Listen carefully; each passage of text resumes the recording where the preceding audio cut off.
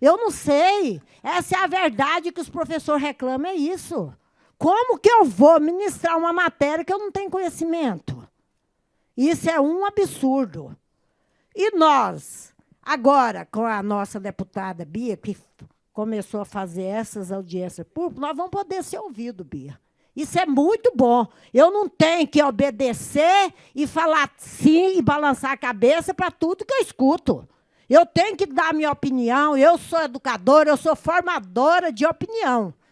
Se eu sou professor, o professor tem que ser ouvido pelos pais, pelos alunos, pelas entidades que representam a educação, e assim por diante, porque senão nós não vamos ter educação de qualidade. Por que que a educação ela só é ouvida na época da política, na época das eleições? Como? Como que nós somos como diz, um fantoche na mão do pessoal? Ah, não, nós vamos investir na educação e, com isso, nós vamos eleger esse ou aquele que, muitas vezes, nem representa a educação e não sabe o que é educação. E eu fico muito feliz de saber que nós temos uma deputada agora que nos representa. Bia. Muito obrigada, Marta. Obrigada por sua generosidade. Quero chamar agora a professora Rosária, lá de Jaraguá, que coordena um trabalho grande em Goianésia, Jaraguá e toda a região. Muito obrigada, Rosária. Bom dia a todos, a todas. Quero cumprimentar a mesa, na pessoa da nossa deputada Bia de Lima. Muitos que já falaram aqui, eu fiquei contemplada, e quero dizer que essa manhã ela traz para mim um novo horizonte. Sou professora Rosária e sou da Regional Goianésia, como a Bia falou, e fiquei 34 anos na sala de aula. E 34 anos que eu não gostava nem de mandar substituto. E no ensino médio, a minha área é a área de humanas, história, sociologia e filosofia. Veja o drama que eu passei nos meus últimos anos. Vendo que, em 2003, surgiu a lei da obrigatoriedade da gente trabalhar sociologia e filosofia. Eu que sou formada em ciências sociais. A minha colega Cristiane já saiu, mas ela também é da mesma área. Então, veja bem, a gente está lá trabalhando com os alunos a formação da consciência crítica, mas a plataforma que vem para nós, pelo menos nos últimos anos, é de que essas disciplinas não são importantes, elas são opcionais, e aí, de repente, nos últimos anos, você começa a ver pessoas que nem, como a nossa colega falou aqui, nem tem a devida formação, habilitação, está lá. E aí o aluno fala assim, peraí, esse ensino médio não tem nexo comigo, não tem significância com a minha vida.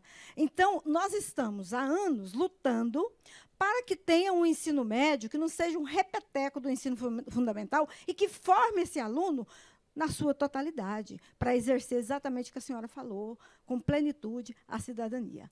Bom, e nós estamos, espero que agora mude, né? Que nem o Darcy Ribeiro falou, né?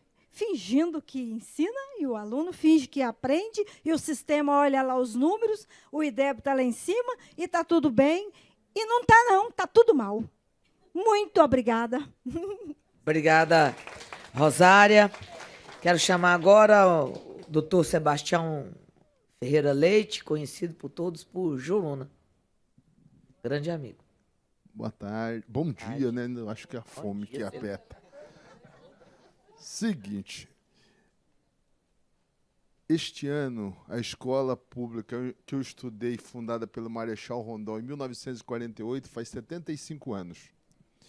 E meu pai, de 87 anos, está fazendo o EJA lá na escola. Eu vim aqui na condição de pai de alunos, que aqui nenhum pai de aluno falou aqui. Eu sou pai de alunos que estudam do ensino médio. Eu estudei a vida inteira na escola católica, minha família é pantaneira. E qual que é a minha preocupação hoje? Primeiro, professor Flávio, o ensino das escolas privadas precisa entender o valor da democracia. O conselho precisa fazer com que as escolas do ensino privado entendam o que é democracia. Porque minha filha sofreu bullying porque os pais delas eram eleitores do Lula, porque a maioria da escola era bolsonarista. Minha filha sofreu bullying, falei para o diretor, vou lhe dar a oportunidade do senhor pedir perdão para o senhor mesmo. Porque o senhor precisa acreditar na democracia e a democracia se aprende na escola. Segunda coisa, não quis, por opção, levar a escola nem no conselho e nem na justiça. E tenho certeza que ganharia. Mas porque acredito que a judicialização da educação, das políticas públicas, não resolve no Brasil, porque nós precisamos resolver as coisas no consenso. Se nós não acreditarmos no consenso, nós não vamos chegar a lugar nenhum. Terceiro, eu gostaria que meus filhos soubessem o que é substantivo, verbo e predicado. Os meninos precisam saber o que é o sujeito e o predicado, Sandra. Estou terminando. Sujeito e predicado é importante. E gostaria que voltasse a ler clássicos. Eu aprendi, professor Flávio, a ler clássico com 10 anos de idade. Eu aprendi a gostar dos clássicos com 10 anos de idade. E aqui faço uma remissão a Harold Bloom, que é um crítico literário de Nova York. Sem os clássicos, nós não vamos a lugar nenhum, a começar pela Bíblia. Dos Pentateucos e dos Salmos e dos Cânticos, que é um livro da sabedoria. Então é o seguinte, o que eu quero como pai da escola, pai de aluno na escola? Que meus filhos gostem de clássico e gostem de ler. Muito obrigado. Da Jorona, tá aí o grande desafio dos tempos atuais. Como ler, como aprender a gostar de ler, né? Hoje é o grande desafio que está colocado para todos nós. E, finalmente, caminhando aqui para o encerramento, o Arthur e depois o Marcos. Ô, Júnior, tá ali, Flávio.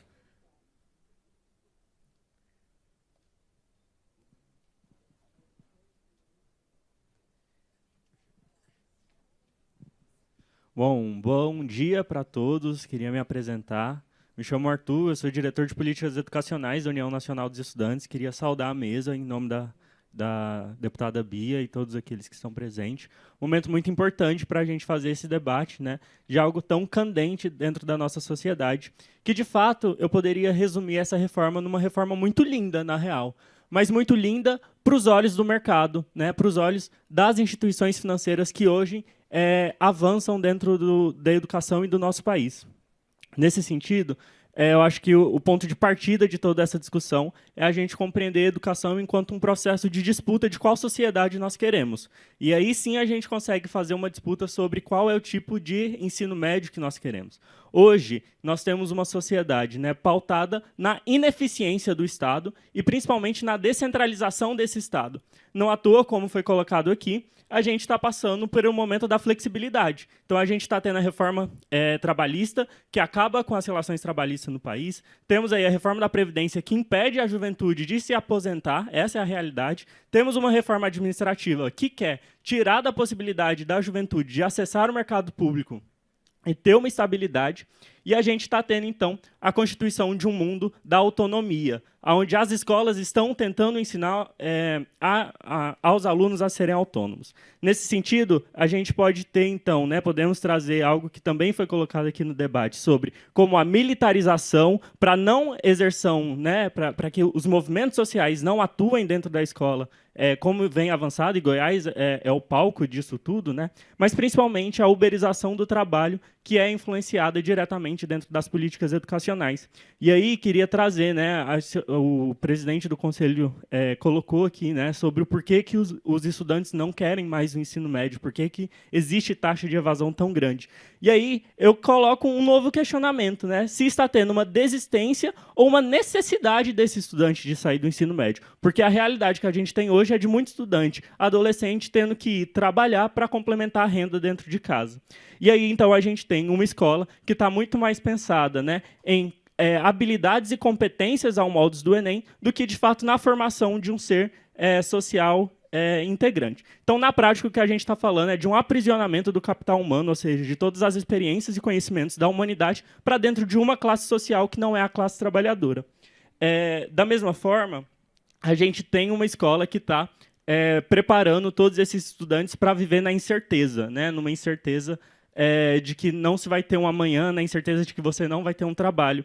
E aí, é muito bom a representante da Secretaria de Educação ter colocado essa questão das trilhas, porque eu sou estudante de licenciatura e eu participo de um programa de residência pedagógica numa escola estadual. E essa semana eu tive que ceder um espaço da minha aula para a gestão da escola e ensinar os alunos como fazerem os cursos que a Seduce oferece. E aí, na real, esses cursos, né, que vem do novo ensino médio, é um curso de como ser vendedor e um curso EAD. Então, essa é a realidade do ensino dentro da nossa educação. É cursos de como ser vendedor, de como atuar dentro do terceiro setor, de forma EAD, para complementar essa carga horária. Da mesma forma, né, a gente está vendo então que o trabalho ele está sendo comercializado e o trabalho deixou de ser o principal, que é algo que dá dignidade ao homem. Então, a gente tem uma sociedade do mercado, e o que o mercado quer para a nossa sociedade? A gente tem o mercado querendo, basicamente, né, avançar dentro da competição entre nós, mas a gente está falando de um mercado que é o mercado da fila dos ossos durante a pandemia. A gente está falando do mercado que aprova e não deixa a revogação do teto de gastos, que retira investimentos dentro da educação, de avançar. A gente está falando de um mercado que, quando a gente tinha mais de 1.000 mortes diárias durante a pandemia, obrigava, mesmo sem vacinação, a classe trabalhadora a sair de suas casas e pegar ônibus lotados para ir para trabalhar, porque a gente não tinha políticas públicas no país para enfrentamento da pandemia. Então, perguntamos, né, qual educação nós queremos? Bom, podemos resumir em 3 palavras: uma educação crítica, coerente e unitária, que pense a teoria e a prática para a construção de um ser, que se entenda dentro da sua totalidade da sociedade, mas mais do que isso, que seja capaz de atuar para a transformação dessa sociedade, né, para transformar essa sociedade. Superar uma educação dentro de caixinhas, né, mas que toda a comunidade educacional esteja inserida. E como a gente vai fazer isso? Com a organização pelas bases, com a organização classista dos professores, dos estudantes, e pautando não só a necessidade de revogação do novo ensino médio, né, mas pautar a revogação de todas essas contra-reformas golpistas, porque se a gente não rever as reformas golpistas, a gente está continuando, sim, com o projeto do golpe dentro do nosso governo. Arthur. E aí, nesse sentido, os estudantes já deram um recado dentro do debate das OS, ocupando as escolas. Ontem estivemos ocupando as ruas do país, e se a reforma do novo ensino médio não cair, que as escolas e universidades novamente sejam ocupadas pelos estudantes, até que o governo recue e volte atrás. Então, nesse sentido, eu queria agradecer aí, desculpa passar um pouquinho do tempo, mas a necessidade da gente avançar no projeto de uma educação popular no nosso país. Muito bem, muito obrigada pela contribuição, Arthur. E agora o Marcos. O Marcos e finalmente o Flávio, viu? O Marcos e depois o... Pode ser aqui, o Flávio já chegou. E depois o último inscrito, o Marcos. Boa tarde a todos, né? Bom dia, né? Obrigada por ter vindo de Anápolis ajudar aqui, viu, Flávio? Né, gente? Ah, não, meio-dia. Boa tarde a todos. Sou professor Flávio, de matemática, tá? Regional de Anápolis, ministro aulas no ensino fundamental e médio, tá? Os 7º anos de ensino fundamental é para a 1ª, 2ª e 3ª série do ensino médio.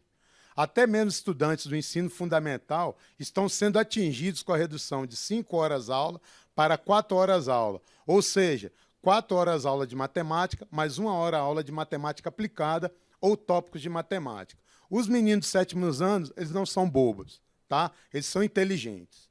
Os estudantes têm notado a fragmentação do conhecimento, como no caso da matemática, que seria aritmética, álgebra, geometria e o tratamento da informação, formando assim o correto ordenamento do pensamento com raciocínio lógico, quantitativo, numérico e para a tomada de decisões e desenvolvimento do pensamento crítico. Através da matemática, eles desenvolvem, sim, o pensamento crítico. Eu sou oriundo da Universidade Católica de Brasília, de matemática, e da UFG em física, viu, companheira? Os alunos têm reclamado dessa forma com que o conhecimento tem sido aplicado, forma fragmentada. Os estudantes têm rejeitado disciplinas do ensino médio, como estudo orientado, projeto de vida, empreendedorismo e eletivas. Eles falam para mim, gente. Eles falam para mim, tá? Os alunos querem estudar mais matemática, física, química, biologia, português, gramática, viu, Juruna? Literatura e redação, geografia, história, filosofia, sociologia e educação física. Dizem os alunos que os itinerários formativos são ineficientes e eles falam para mim, relatam serem superficiais. Professor, a gente só estuda superficial, não estuda nada aprofundado. A gente quer aprender mais. Eles falam para mim. Será que não seria necessária uma ampliação do novo ensino médio para 4 anos? Uma utopia, né? Aí depende do governo, depende da sociedade. As ciências exatas e naturais também foram atingidas, tá? Derrubar a ideia do notório saber, não dá para você dar aula para um professor leigo, que ele não tem formação para aquilo. Eu discordo disso. Eu passei em banco de faculdade, mais de 20 anos trabalhando, eu discordo disso.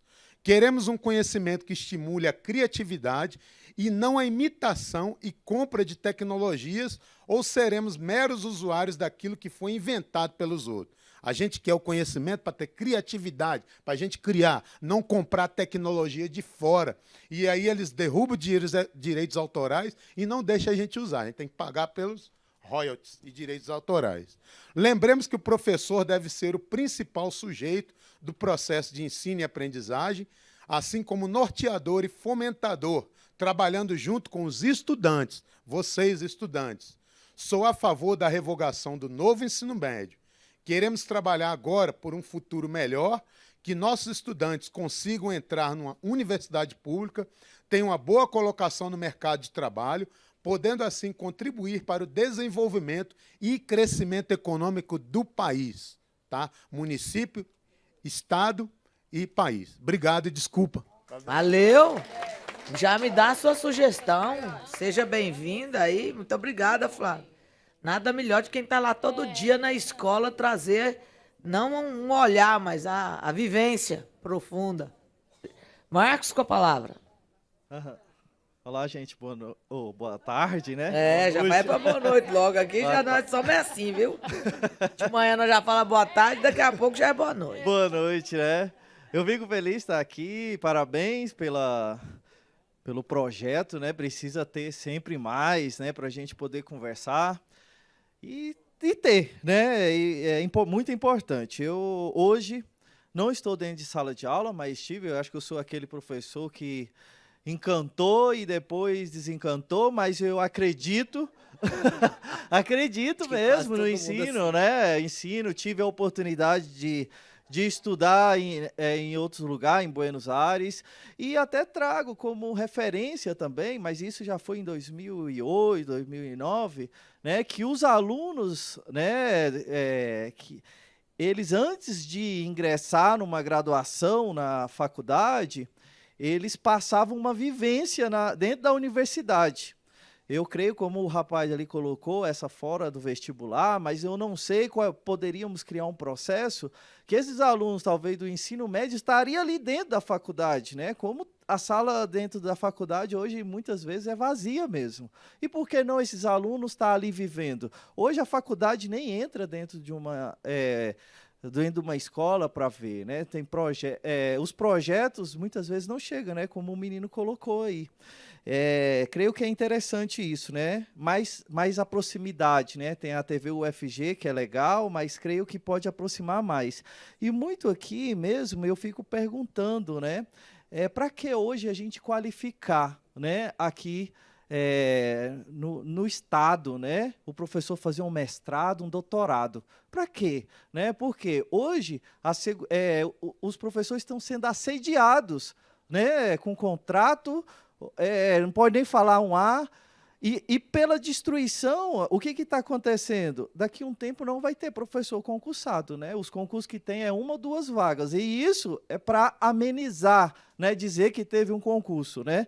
E eu venho aqui denunciar porque minha esposa é doutora da educação, né, especialista em gestão, e eu não vou falar a escola para não comprometer, né, lá no centro de Aparecida, né, teve agora, o diretor saiu, e o que aconteceu? Experiência. Então, vamos para a qualificação? Vamos, né, quem tem currículo, quem tem. Entrou por uma indicação. Então, hoje acontece isso, né? Então, o que ela adiantou, ela, da doutora, ela me perguntou, eu falei, poxa, tá difícil. Aí ela se inscreveu, que tá tendo, né? Se inscreveu. Para quê? A gente falou, não, escreve, não desiste não, quem sabe, né? Acha, considera, né? O diretor está lá, não tem nem currículo Lattes, né? Para a gente ver qual que é esse material, porque está ali como diretor, né? Então, assim, aonde a gente quer debater, legal, mas eu acho que precisamos também fiscalizar aqui embaixo. Né, começar a fiscalizar ali embaixo, para quê? Para essas ondas não entrar, porque essas ondas entram no ensino porque acontece esses detalhes, né? Esses detalhes que é terrível, né? Eu venho muito mais para denunciar essa questão, né? Dessa raiz nossa, porque depois a gente vai ficar debatendo lá em cima, né?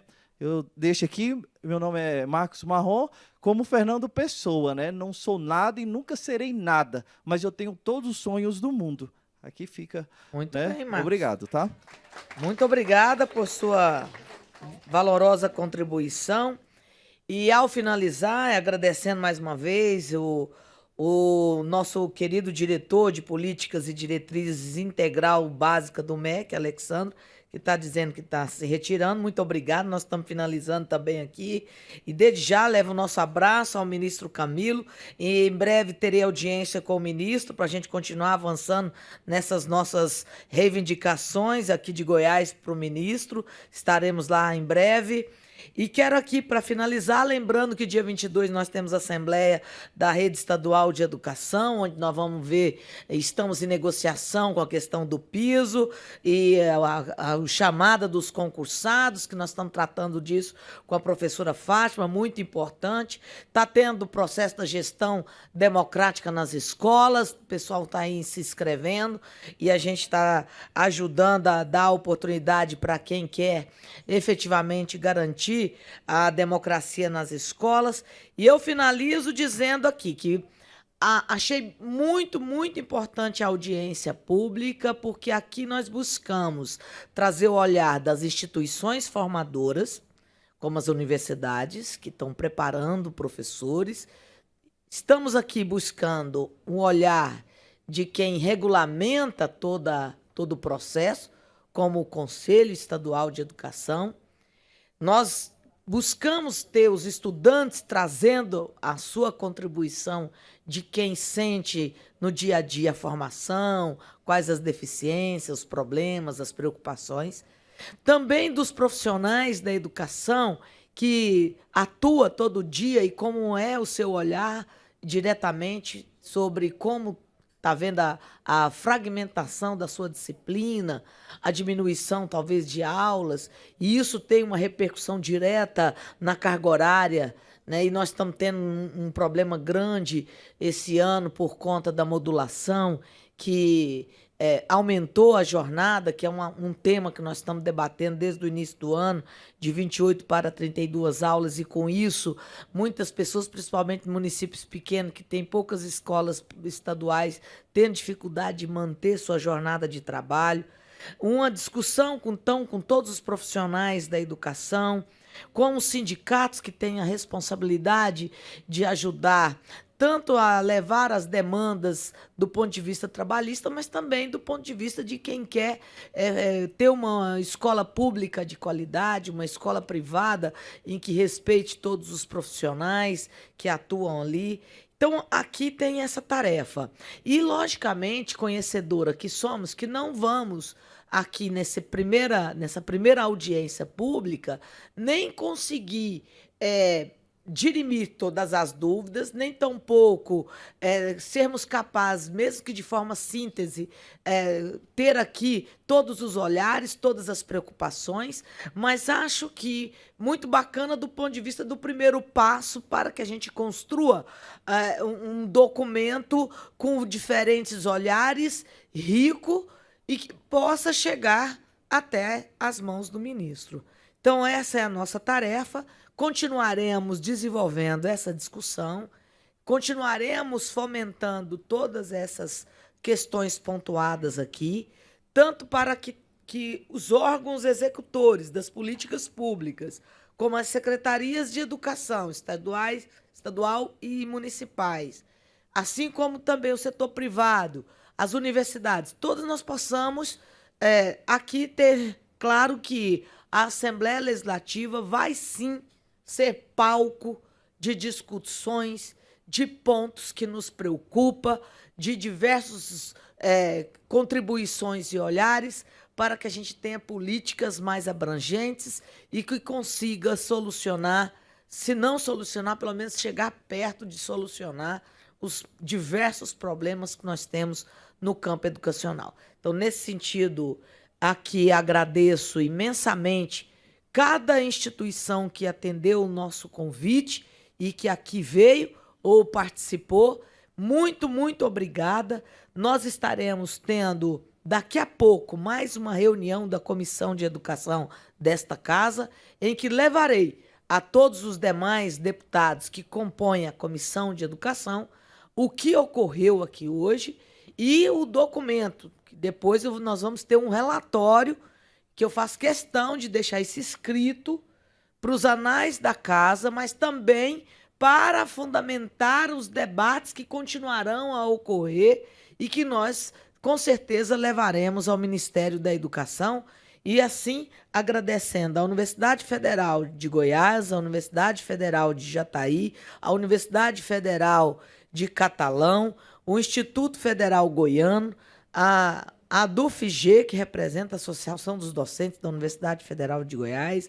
Também aqui quero agradecer imensamente a companheira Fátima, que prontamente atendeu o nosso convite, trazendo o olhar da nossa confederação, que a partir de amanhã tem uma plenária intercongressual, então uma tarefa grandiosa. Mesmo assim, a Fátima veio estar conosco.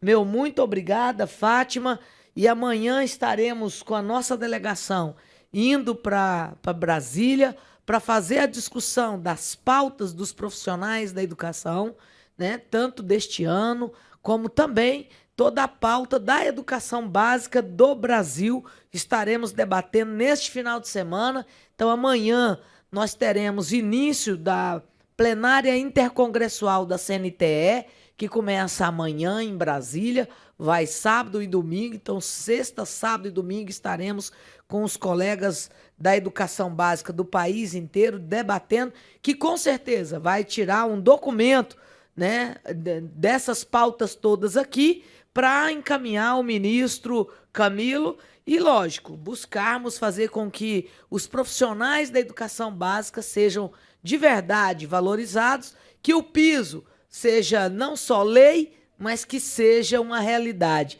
E, nesse sentido, nós vamos ter a Assembleia semana que vem, estamos tratando disso, estamos conversando com diversos secretários, tanto com a professora Fátima como com o secretário Adriano e também com a primeira-dama, que eu coloquei ela à frente dessa questão. Ainda perguntei para ela, falei para a dona Gracinha Caiado essa semana, falei, a senhora continua sendo madrinha da educação? Ela falou assim, continuo. Falei, então não perca a oportunidade de nos ajudar a fazer o governo pagar o peso. Eu converso com todo mundo. E aí, ela falou, deixa comigo, vamos estar conversando. Falei, então ótimo, temos Assembleia dia 22, precisamos de ter uma posição até lá. E assim são nossas pautas. Eu tenho uma preocupação grande com o que foi aqui relatado por todas as universidades, que é o esvaziamento dos cursos de licenciatura. Isso é emblemático, né? Isso é emblemático, não pode ser visto com menosprezo, tem que ser visto com muito zelo, porque, infelizmente, e inclusive com o aligeramento da formação de professores, né, acaba que as universidades, muitas vezes, a distância, né, vai fazendo com que a educação vai sendo coisas de menor valor. Então, nós precisamos considerar tudo isso que foi dito aqui, portanto, nada é descartado. Nada, nada, nada. E quero aqui dizer, e termino com a pergunta que o professor Flávio fez no início da sua palavra, que eu acho que é interessante, que eu acho que nós podemos pensar para responder. Não vai ser aqui agora, não. Será que nada que foi feito não possa ser aproveitado? Eu acho que nós precisamos discutir. Não estou dizendo nem que isso, nem que aquilo, mas que é uma pergunta a ser bem pensada. Então, vamos lá, construindo sempre a educação de qualidade no nosso Estado. Conte conosco, conte com a Comissão de Educação. Meu muito obrigada, tenham todos um bom dia e que possamos continuar pensando e fazendo a diferença em todos os espaços que cada um aqui ocupe. Forte abraço, conte conosco. Muito obrigada por essa rica audiência pública. Muito obrigada.